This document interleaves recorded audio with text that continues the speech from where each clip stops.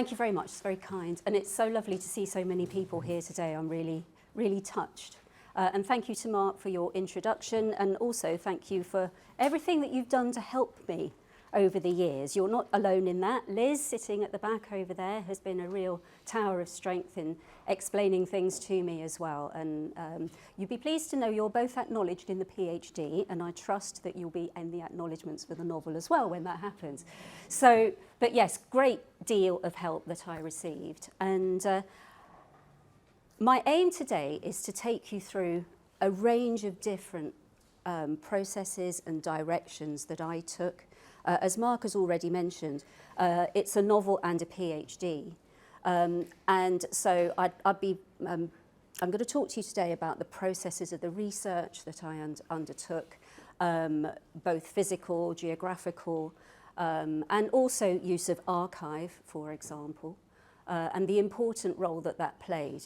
But also, the PhD was a novel, and I'll explain that a little bit more shortly as well. So if there's anybody here who's actually interested in the process of creative writing, if there's anybody who's got a hankering to write for themselves and you have questions, then please do feel free to ask those as well. I very much would like you, if you have a question, if there's anything I say, feel free to interrupt me. So this isn't a talk where I want to save the questions to the end. If there's something where you think, ooh, I'd like to know more about that, then I'm absolutely fine with that. I can talk for England on this subject, so you won't put me off. So anyway, so that's where to start. But where to start actually was part of the problem. And as Mark has already said, I started with an MA. I'd been a teacher for 15 years. I felt it was very important to me, having taught English literature for a great deal of my life, to find out if I could actually write myself. You know, as a teacher, GCSE and A-level, you spend a lot of time teaching students how to analyse other people's writing, how to show them how writing is wonderful and inspiring, and how the structure of it leads the reader through a text. And I thought, well, okay, can I do the same thing? It was a bit scary, actually.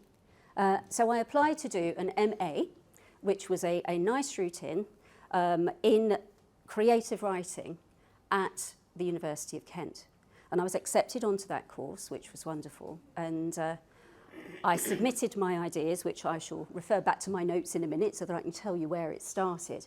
But I applied to do this MA, and within 3 months, Amy, who was my supervisor, it was a research master's, so I didn't attend lectures, everything was elective and research-based.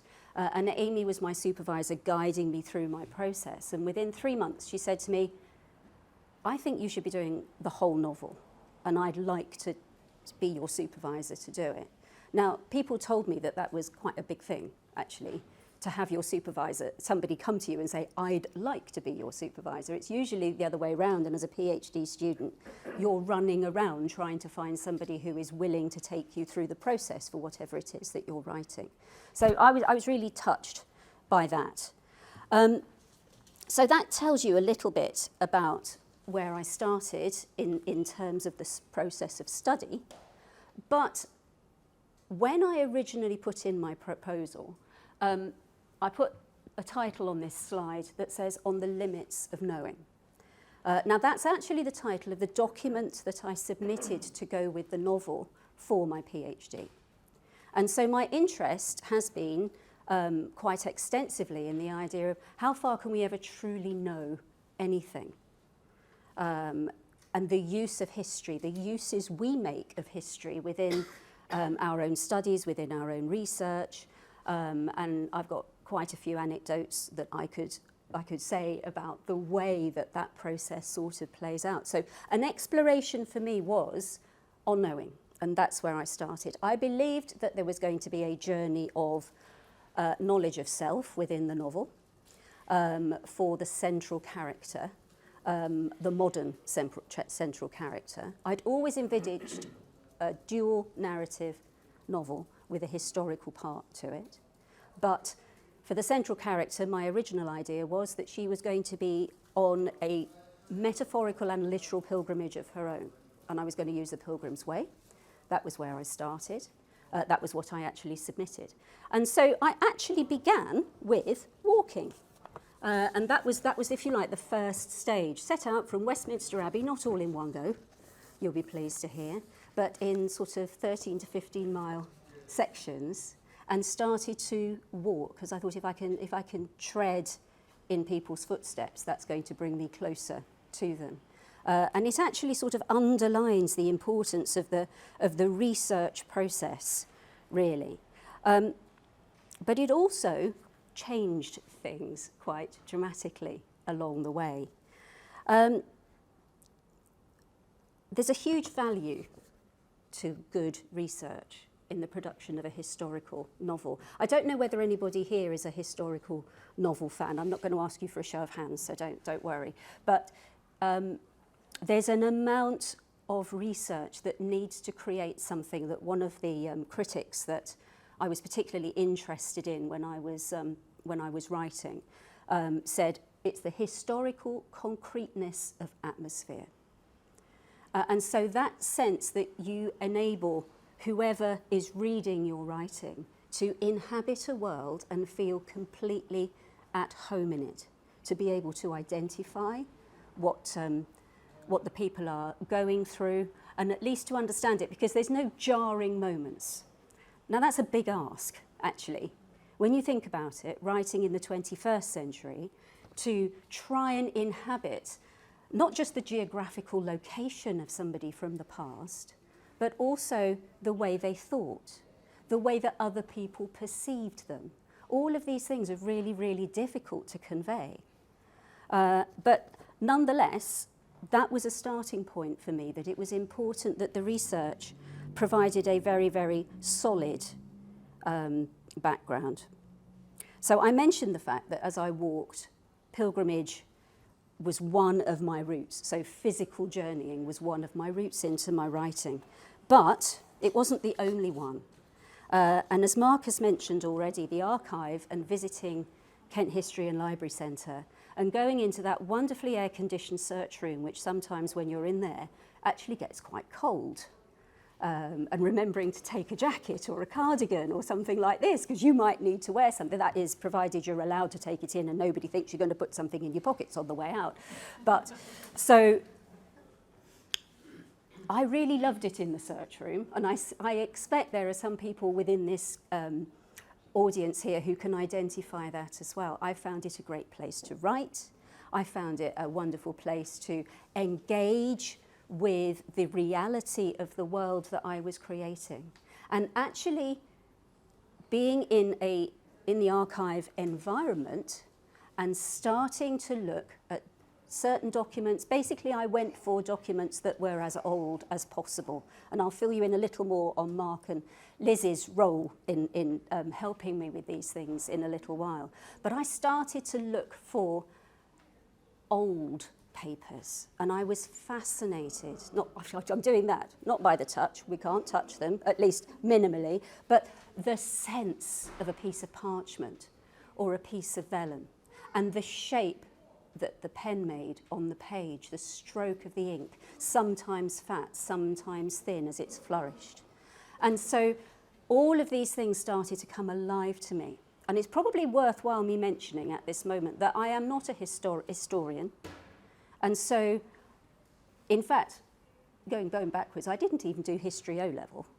And that was partly because I have to say I had a very dry experience of history back in the dim and distant past, which basically involved writing a whole load of dates on a blackboard and then being told to copy them down and you'd be tested on them the following week. And it put me off, I'll be perfectly honest.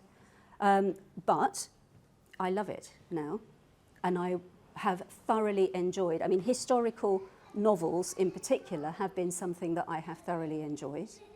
And I believe personally that from a well-written historical novel, incidentally, you can find out just as much about life as you can from a document, which will bring me back to something that one of my examiners said to me later on, which I'm actually quite proud of, so I'd like to share it. So, as I said, I called up the oldest documents that the strong room had to offer, really. And I was fortunate enough to be able to take a trip into the strong room one day as well, and that was an amazing experience. As Mark said, I really did. I did an internship here. Once I'd immersed myself in the archive, actually realised that the vehicle for my modern character was going to be to make her an archivist. Now, again, if there are any writers within the room, I can remember being told by people standing up in front of a crowd at a literary festival or something like that, if they're asked a question about the direction of their story and how you decided what was going to come next, what the characters were going to do, and this type of thing. And I can remember somebody saying, well, I didn't know, to be truthful. I let the characters take me where they wanted to take me. And at the time I thought, that's one load of rubbish. I thought, you know, this is a fictional construct. You're making these characters up. Surely they're just doing what you're putting them into. True, in part, because I subsequently discovered I never intended Evelina, the modern character, to be an archivist at the beginning, but being in the archive created a natural environment for me to be able to find the details that I wanted.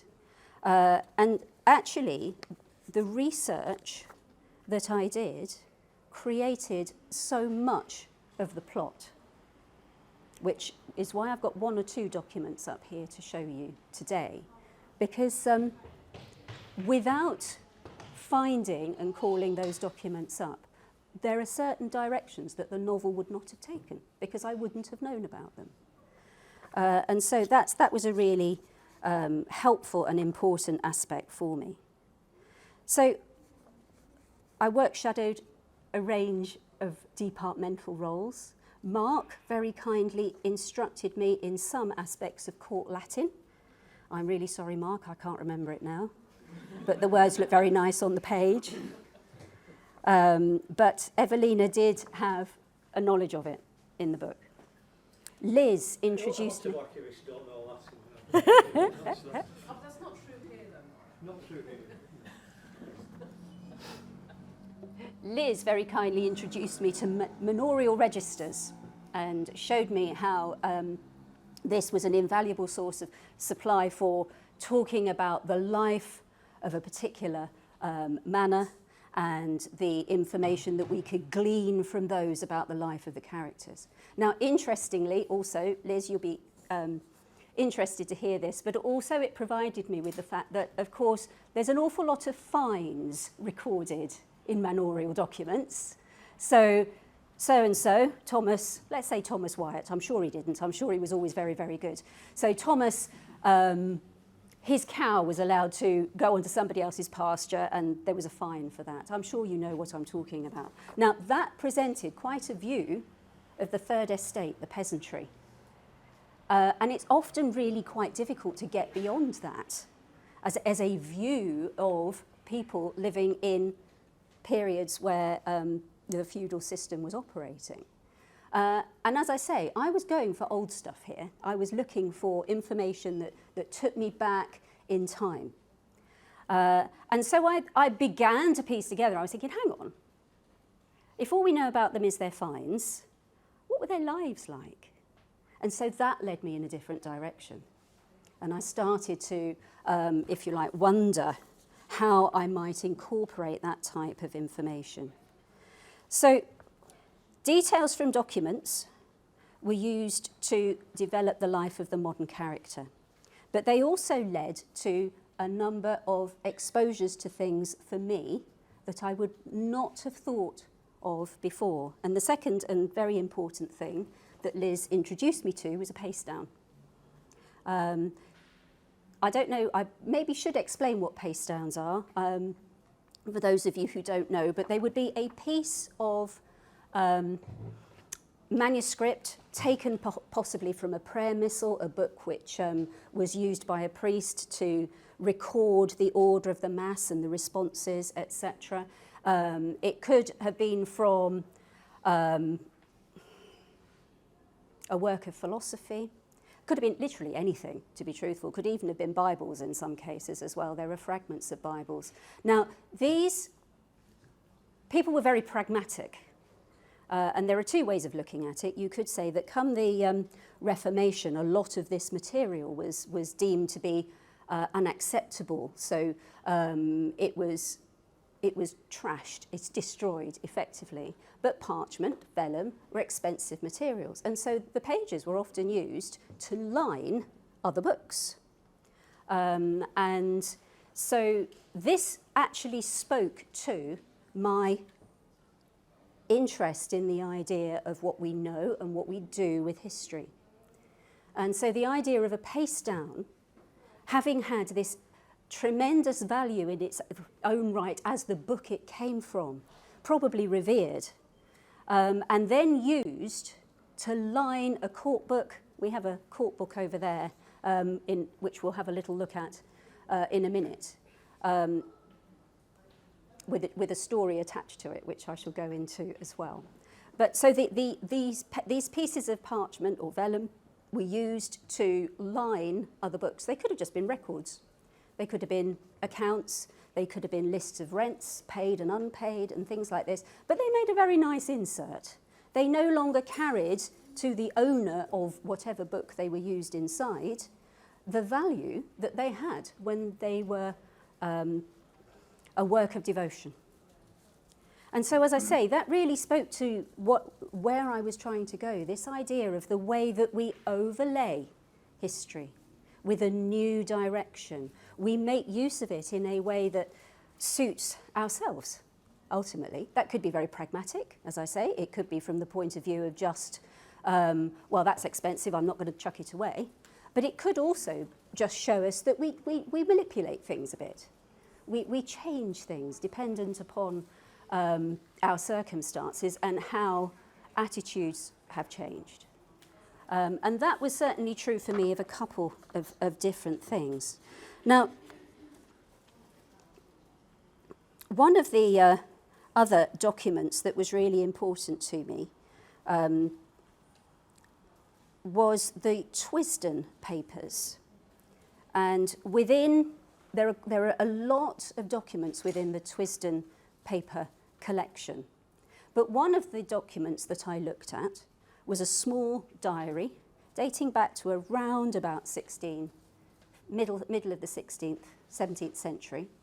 And it was the notes of Roger Twisden, and he was writing about recipes for things. He was writing about his views on the clergy. He had lots of ideas about how the local priest should be operating, which he was constantly writing in letters. And a number of other things that he wrote down, which was made really interesting reading, but at the same time, this little diary had a pastedown inside it. And it was one of the, if you like, one of the ways that got me into thinking about the way that these pastedowns were used. So they were very important to me. And it was actually archive research, because you're probably wondering why I've got a title up there that says Dode, and I haven't actually mentioned the word yet. I will ask this question. How many people are familiar with Dode? Lots of you. So that's good to know. And Doug is here today with us, which is great, and we've had many conversations about it. He's been another person who's been a real help to me in my research, and I really am indebted to his knowledge. So this was another example of the way that research led me somewhere. I didn't know I was going to write about Dode at the beginning. And Mark, perhaps if we could just have, I've got a few shots of Dode, mainly my own.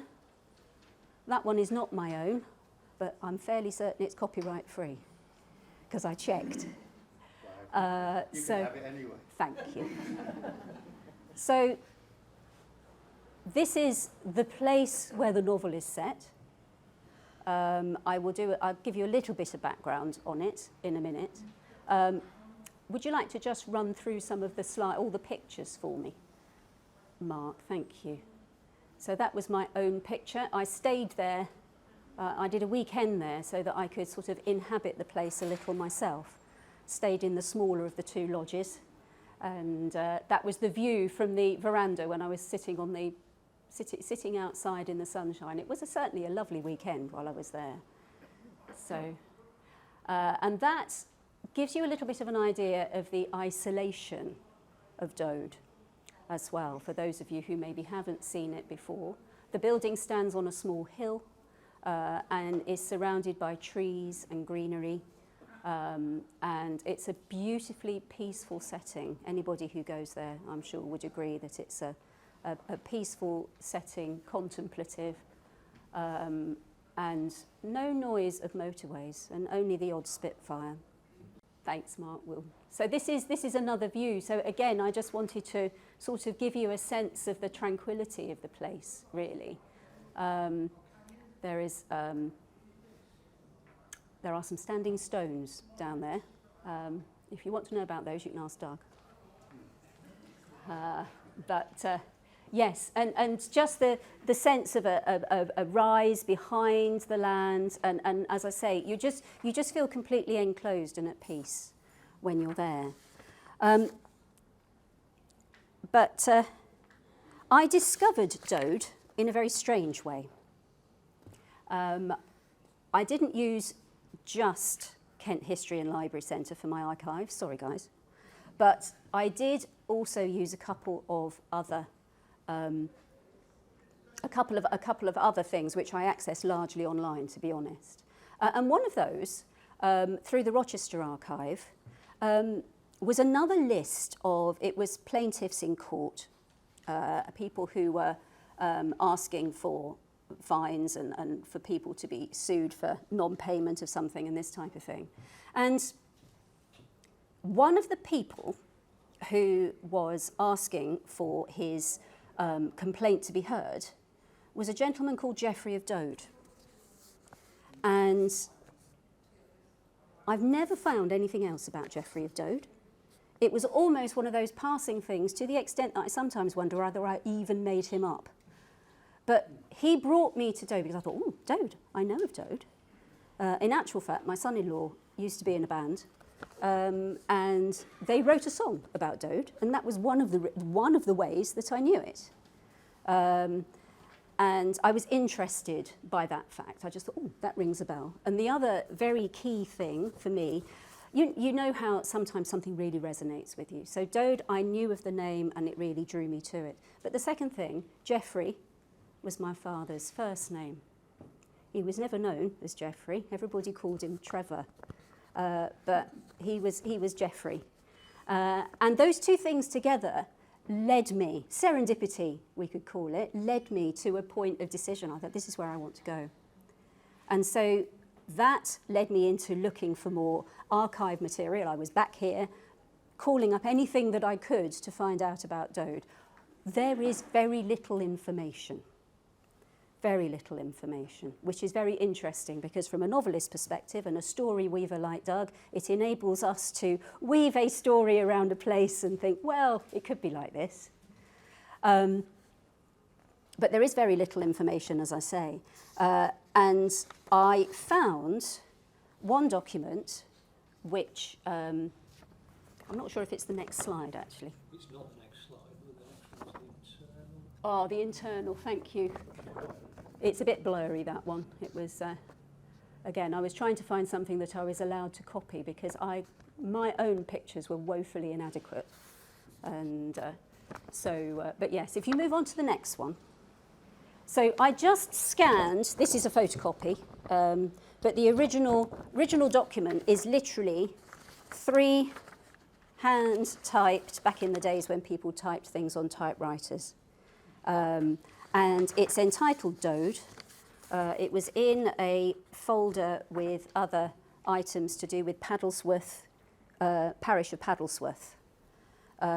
But because I was using Dode as my keyword by this point, this was one of the things that came up.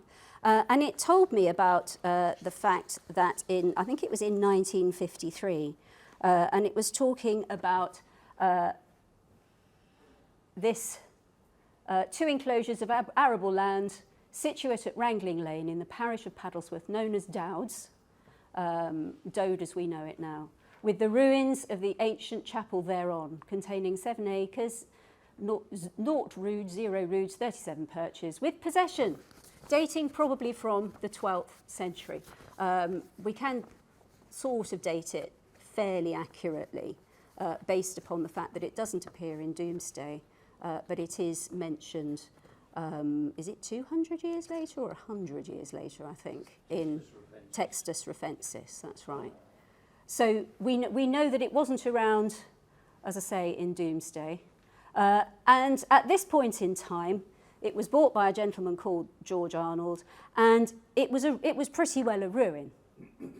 And so, again, it sort of built into my thinking about, you know, building something up from its foundations. And I have to sort of refer back to Doug again on the grounds of the fact that, of course, those of you who are aware of Dode now will know that that's exactly what he did when he took it on and created the building that we see now from what it was before.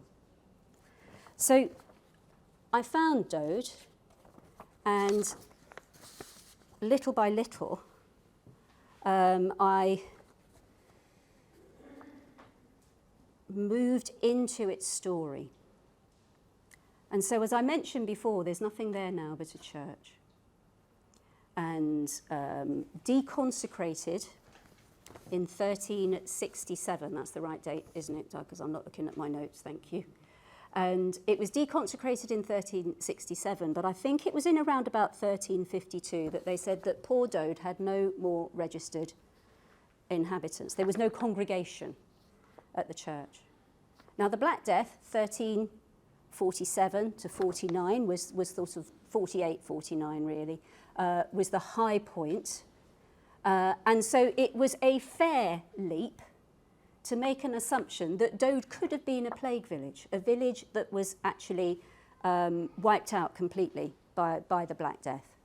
I have to say at this point that there isn't actually evidence on the site of buildings, but that said, I wrote it anyway, because we have to leap, don't we? And so that was finding Dode. Geoffrey I've mentioned, and I will say that my Geoffrey of Dode is completely fictional, but what I sought to do was create the life of Dode, and I discovered him through the modern archivist. And that was, if you like, the way that the plot developed. Now, my supervisor, Amy Sackville, was always kind enough to say, this is an organic process. And organic is basically a tidy euphemism for, I didn't really know where I was going until I found things. But I've realised that I'm not an overt plotter. And I will allow research to take the lead and to create things for me that I wouldn't otherwise have thought about. So in a way, the story came last. You know, all of these bits that I've tried to put together and show you how they work, the story came last. And so I used things like the Wealden Down Living Museum, because I went down there and looked at buildings that are, again, recreated in as close an approximation as possible to the peasant dwellings. And also, actually, one boar hunt is there. I don't know whether anybody's familiar. Does anybody know the Wealden Down? It's where the repair shop is filmed. So I was very excited about that when we went down relatively recently and saw the big sign outside, because they were filming, so it was outside the barn. Jay Blades waved at me. So boar hunt was really useful because I based Geoffrey's house on that. And just standing inside these buildings. But I want to come back to this idea of overlaying and what we create. And I'm a big believer in, if you like, putting your hand on something and knowing the age of it, feeling the lives that have passed by it, for example. But I was also very aware of the fact that what we do with these things is we infill them. Some of those beams get woodworm. and have to be replaced. The wattle and daub disappears and is replaced with something new. And so what we do in all cases is a hopeful reconstruction. And that's the way I've tried to think about, if you like, the process of writing historical fiction as well, as a hopeful reconstruction. I like to travel hopefully. I was a bit surprised to arrive, to be honest, in the end. After 7 years, it almost feels quite unbelievable to have got to the end of a process. And I think working my way through it, I could never really allow myself to think of it as I always thought of it as a PhD rather than a novel. So when you were talking in the way that you did about, you know, a PhD and a novel, yes, it was a novel, but that was never really how I never let myself think about it in that way. It was the research process and that I really enjoyed. So we do sort of take history a bit sometimes and bend it to our will. And we do, if you like, write the story that maybe we want to hear. That was something that I was thinking about. When I talk about the limits of knowing, each and every one of us has a different story to tell. Our lives are different. And so if my niece Becky, I've just happened to catch your eye, who was invaluable in the editing process for me, were to write Dode, it would have a different overlay on it. Because Becky's life is she's got different experiences that she would overlay it with. And so often our treatment of history comes from our personal perspective as well. And no matter how much, it's easy to say this because I wrote a novel, so it's a work of fiction. So no matter how much I strive for authenticity, there's always going to be that tinge of something else over the top. But before I finish, and I will stop talking, I just want to take you to, if I could have a look at the Boethius, actually, Mark. I'm going to go with that. Because I... Twice there, Jen. That's lovely. Okay, so a bit of contextual. Thank you. Of the lettering. And the lettering. And then there's a... Is it okay if I pick it up and show it?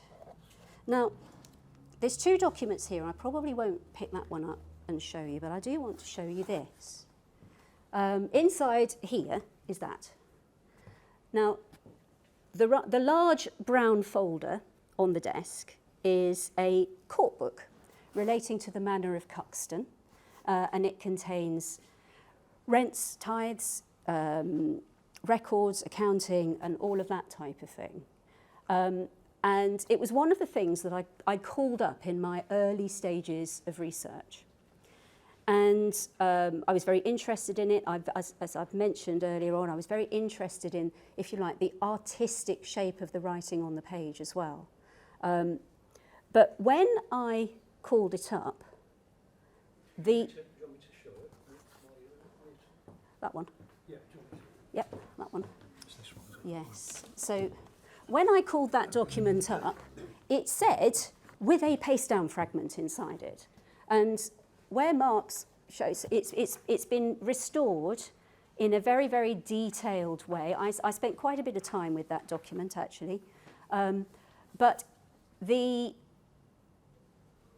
was a mention of a pastedown. That restoration, if I'm not much mistaken, it was carried out around about the 1980 something, I think. And it said it contained a pastedown. Well, when I looked at it, it didn't. And it actually led to a little bit of a discovery session because we didn't know, I say we, but the, dare I say it, the pastedown was not quite that easy to locate. And so it led to a little bit of a search party, and I can remember being told, we found it. And it probably wasn't in the right strong room shelf or something like that. And oh my goodness. That's for me holding it up. I'm so sorry. Now, when I found it, yes. Right, so when I found it, that beautiful illuminated letter there was one of the things that caught my eye.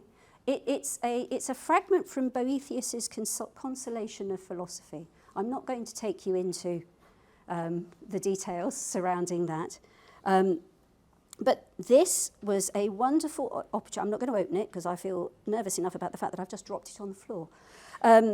But written, I don't know whether you can see, hang on, my fingers are very dry. Written down the left right-hand margin, it says Manerium de Cuxtain, 1584. We've got an image of that, Jane. Thank you. Lovely. Thank you very much. And so that was another example of a pastedown being used. Obviously, it was inside the court book. I don't know. I've used a leap of imagination here, but I would imagine that at the time, somebody recognised this and realised that there was a significant value to it that should be preserved separately. But when you actually look at that document, I'm going to put it down now. When you actually look at that document, you can see that somebody at a later date, 1584, has written over something that was produced in the 1200s and said, this is a book for the Manor of Cuxton. And that's what this job is now. So this is no longer a fragment, or if you like, it's no longer Boethius's Consolation of Philosophy. It's the inside front cover of a Cuxton Manor court book. And so that really sort of brought it home to me. That sense of the way that we use things and the way that maybe we treat things from the past as well. And that said, we can respect this as it is now, but when the scribe who wrote out that copy of Boethius's words would never have imagined that that's what was going to happen to his writing after that, that it would be used in this way, just as a flyleaf, if you like, inside what was considered to be a far more important work at that period of time. And so really these details are the things that fed into my narrative. I was able to use them. I actually used, not many people, there's a couple of people who have read my work so far, but not many people have, because it's the PhD is only just finished, just deposited. And so my next job, I've been encouraged to look for an agent and a publisher by a number of people. So I think I perhaps have the confidence to do that now, which I perhaps didn't before. But I really wanted to respect the past as far as I could and to look at the ways that we use this information and, if you like, develop from it. Because in actual fact, that is such a wonderful thing to have, with or without that writing on it. That, you know, that creates another layer of history in the same way as a reconstruction of Dode creates a new layer of history. And the houses at the Wealden Down and Living Museum, they create a window that is as authentic as it can be, but maybe isn't absolutely the real thing. But that's, I think, what we're here for. So I guess respect is a key word for me. I wanted to treat my characters with respect. I wanted to treat the medieval peasantry with respect. And there is a whole story built around the families in Dode and eventually leading towards the Black Death. There's no spoilers in that. We know what happened in the Black Death and the tragedies that people had to live through. I was quite one of the ideas that underpinned my work for me was the Book of Job and the idea of suffering and how we relate to suffering, things that we don't understand, and taking it back into the medieval world actually gave me a slightly different perspective on that too. So yes, not all the use of the materials is true. I should add that caveat at the end. I use that idea of writing something over something else as a fictional plot device to move the plot forward. So it's not that, something else. But hopefully it makes the story that much more interesting. So, as I said, I'm hopefully going to move on towards publication, and that would be amazing. We will see what happens next. But I'd just like to say thank you so much for listening, and nobody's put a hand up. I wonder if you have any questions that you might like to ask. Yes? I'm not clear as to the relationship between your novel and your PhD. They are one and the same. So presumably you didn't put any fiction in your PhD? No, the PhD is, it is fiction. The PhD title is The Novel as Research. Oh, right, I see. So maybe I should have made that clear at the beginning, shouldn't I, really? So creative writing is a discipline at universities now, and can be carried out at PhD level with a complete novel being the end product. There is an accompanying academic document which, if you like, situates your work. Yes. Did you find with the pandemic that you had sort of, art imitating life, life imitating art kind of thing going on? Very much so. Yeah. I mean, the pandemic made me reflect on things in a slightly different way. I should say that the central character, I don't do too many spoilers, but the central character's mother is in hospital at the start of the novel. And I did, at one point, go back and rewrite a few thousand words where I thought maybe I should bring the pandemic in, but then rejected that idea. Again, in fact, I changed the date that the novel was set so that it draws to a close just before the pandemic starts, which I wanted to sort of, if you like, leave that illusion in the reader's mind. There's nothing new under the sun. And so, of course, the Black Death and the similarities between even the trajectory that the virus took across the world is very similar between the pandemic that we've just lived through and that particular incidence of the Black Death. So yeah, so I did, but I didn't include any of that material.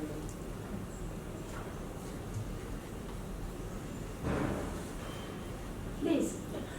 I think we have spoken about this before, but other people would be interested too, I think. Any authors of historical fiction or particular historical novels that kind of inspired you, or at some point made you think, I think I could do something like this? Well, it didn't make me think I could do something like this, but I can tell you that one of my novelists who's right up there is Hilary Mantel. And I read The Wolf Hall. In fact, I have never yet read the third book, and I'll explain why.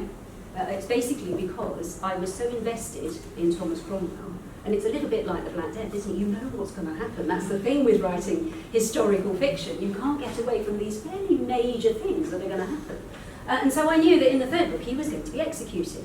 Oh, I don't want to read that. I like him too much. So, but the reason that I say Hilary Mantel is because I so admire her style of writing. Completely immersive. And in fact, in the academic document that I wrote, I quote from her, that historical concreteness of atmosphere isn't from her, that's from a work on literary criticism. But she said pretty well the same thing. You know, if you can't make your characters, you can't make your reader inhabit the world of your characters, it will never ring true. And so definitely I would say she's been somebody that I have thoroughly enjoyed. I've read, I should have thought about this before, but I read a number of other works along the way, and I can't think of the names of the authors now, they go out in my head, but it's definitely Hilary Mantel was my major influence in writing. There is one thing you keep saying, you've said, and I read it when I went online to sort of find out about Dode, that it was the church was deconsecrated. I was under the impression you can't deconsecrate a church. So how would it have been deconsecrated? Well, That is a good question, because I can't answer it to you, but all I can say is that every piece of research that I read told me that that's what happened to it, and I think it's to do with the fact that because no services were held there. Also, the document that I showed you earlier on talked about the fact that Dode was a church, and there was some evidence of there being a congregation because of the fact that the church paid, I think, 9p a year for Holy Prison to Rochester. And so that was stopped, implying that there was nobody there. So in terms of the use of the church, it ceased to be a building of worship. And I can certainly tell you that. But I did see in some of the research that I used that deconsecrated was a word that was used as well. So when they didn't get any money, they went, do you know what? Nothing to do with us anymore. We can't get any money off you, so that's it. Right. But no, I have been told that you cannot deconsecrate. Okay, well that's interesting. By I'd just like people. to just have a wonder about that, unless anybody else wants to have a thought as well. But I think it's quite common these days. I used to live near one. So many churches have acquired a new use. They might become, well, in some cases, mosques or accommodation. And I think there is a process. The local ordinary, the bishop, will do a service to do the necessary. Release the buildings. I think you have to have at least one service a year to keep your consecration status as well. Yeah, the reason why I'm saying it is because I used to volunteer at Iton, and the chapel in there, people always used to come up and go, is it still consecrated? And we sort of went, don't know. Anyway, somebody sort of a lot more intelligent than I did apparently went into it, and they said actually no, it's never been deconsecrated because you can't deconsecrate. And actually, although there isn't a service there held every year, the Collie Fergusons, who are known in the sort of Gravesend area, they actually had christenings there, and they have had sort of services in the sort of the time that the National Trust have actually held it for the last 30 years. And that's why I'm sort of like, you keep coming up with this deconsecrated. Well, to my say, somebody a lot more intelligent than I did sort of went into it and said, actually, you can't deconsecrate. So. You can deconsecrate many churches, and they are because they're turned into residential dwellings. As far as Dode, the lady behind has a point. The decree of Bishop Trellick on the 1st of May 1367 actually never uses the word deconsecration. The term is abandonment, but as a result of abandonment, Dode is considered to be deconsecrated. But the actual decree never actually uses the word deconsecrate. The words curiouser and curiouser come to mind. Mike, did you have a... Sorry, thanks for that. I can think of 3 churches which I don't know whether they've been deconsecrated. One is certainly not a church at the bottom of Tunbridge Road. Bower Terrace is now block of flats. And then there's a church in Farley, which doesn't exist, but the graveyard exists. And then in Liverpool, the church became a furniture store before it was pulled down. Now, it must have been deconsecrated to some second-hand furniture store. I think this deconsecration is probably a modern development in church law, probably in the Middle Ages, because churches weren't converted to different use. They didn't have that notion. We do now, and the church I worshipped in when I was young is now a Catholic church as well. Yes. The argument about deconsecration evolves around the argument: does Holy Scripture stop in Holy Scripture once it's not been used, or does it remain a sense of holiness? It's essentially a theological argument. The bishop has the right to remove licences from a church, as the bishop has the right to remove licences from any incumbent. And that is what we class as deconsecrated. But essentially the argument is no, you can't deconsecrate something, because once it becomes holy, it remains holy, because God in the Christian understanding is eternal and unchangeable, and therefore something that is holy will always be holy, because it will always belong to the eternal and unchangeable God. Thank you for that. There you go. Yes, I just wanted to ask, did you find it at all difficult, some historical authors apparently do, dealing with the matter of dialogue in your story? How Yes, people spoke in the old days?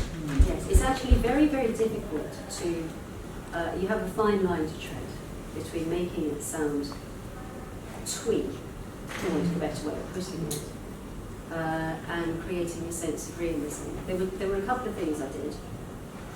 To go back to Hilary Mantel for a minute, because we were inhabiting the characters of Dode in 1347 to 49, I would use no allusion, and I tried not to use any word that was not in existence at that time. And one of the things that I took quite a lot of time was using an online medieval dictionary to find quotations with forms of words in, so that I could ensure that I wasn't taking a word with a different meaning to the one that it would have had at the time.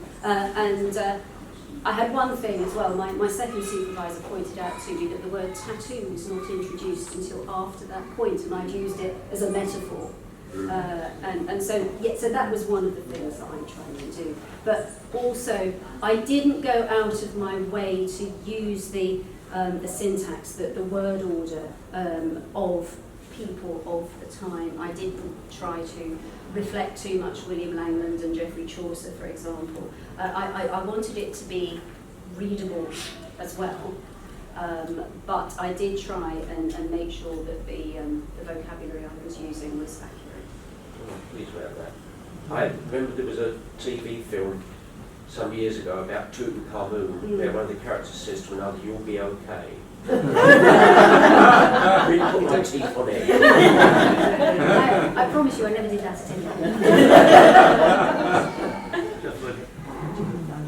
You said that there are parts of your book that weren't true, which I thought was an interesting way of using a word, because sure, it's not historically true, but do you think at least you got somewhere towards a true portrayal of characters and events at that time? And, I think I did. In fact, you've reminded me nicely of something that I was told, which is my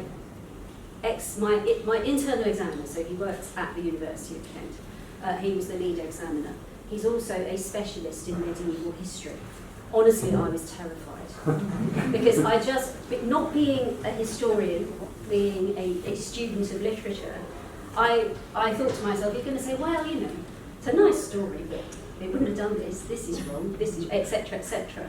And I really have used an awful lot. There's some extensive detail on farming, for example, and quite a variety of details of daily life.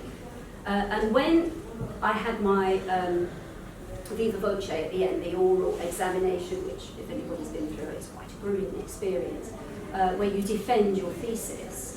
One of the things he said to me at the end, apart from the fact that he loved it, he said that as a result, he said the contribution I'd made to an understanding of medieval life at this point in time was huge, and he would never look at the peasantry in the same way again. And he was a man who was looking. He said, "I'm so used to looking top down, and seeing, if you like, through the manorial records, seeing the misdemeanors, the fines, and that type of thing that we have of ordinary life." And he said, I made him think about it in a completely different way, and he was very pleased to tell me that in his opinion it was authentic. So yes, I feel that I tried to create as much as possible of the life of the time. And yes, it's interesting you brought that up as well, because a work of fiction by its very nature is not true. But I adapted, as I mentioned about this particular fragment, I adapted my use of actual existing documents, names, etc. In order to fit the story. At one point, Amy said to me, because I was research the whole way, and she said to me, at some point, you are just going to have to make it up. So, I respect. I think, yeah, from my perspective, Jane, I really enjoyed the talk. I kind of know what you mean after just having been to the Stonehenge and its World Exhibition at the British Museum, and looking at the way archaeologists have to make a lot, perhaps out of very little. So, you know, a lot of the, for a historian looking at the evidence that they were using, it just made me realise a little bit how a historical fiction writer works, particularly if it's working in the Middle Ages. I'd also like to thank you for helping us archivists think about ourselves a bit differently. We're used to being, some of my normal colleagues over there, used to being in the background and you know, taking a back seat as the researchers do their thing, publish their books, and we're not, you know, we're used to being perhaps seen but not heard, if you like. But you know, you've actually studied us, you've put us in a way, put us centre stage, and it's probably good for us to consider who we are and what we do in that third person kind of way. So I think you've made a big contribution to our own history too.